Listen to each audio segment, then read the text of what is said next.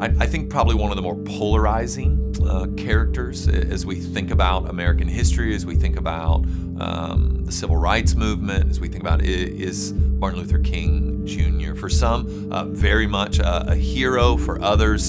some questionable character traits that they would point to and say, I don't know how we could champion this man, or we could hear what this man said, or look at what this man did and champion that in view of these things. And yet I think it's important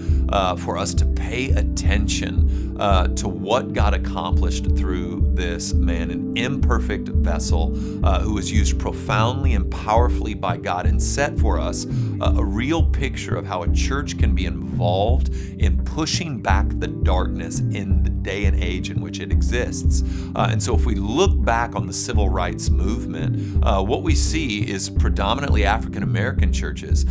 beginning to protest or operate against what was clearly, and I think you'd have a hard time finding many people today who wouldn't agree with this, that was clearly some unjust, wicked practices that were embedded everything into state law, to education, to almost all the domains of society, had this kind of oppressive, heavy-handed wickedness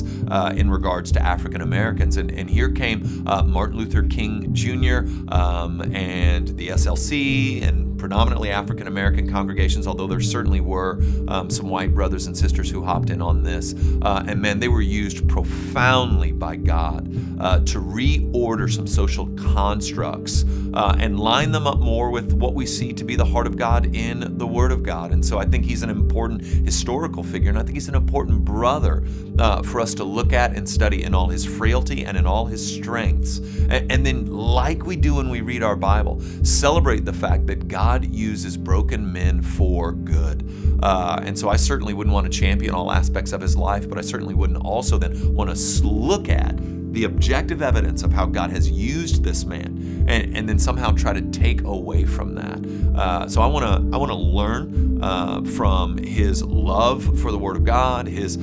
application of the Word of God in the time in which he was living, and want to live my life in the same way, to be bold and courageous and know that, man, there are going to be people that misunderstand me and despise me because of standing on the Word of God. And so I'd encourage us to study the life of Martin Luther King Jr. because he is a picture of standing up on the Word of God against the tide of what was considered normal in his day, but what we can clearly see in the Scriptures was wicked from where we sit in 2018. So what is it in 2018 now? What is it in our day that's clearly contrary to the Word of God, clearly wicked, that would call us to be men and women of courage and standing in opposition against?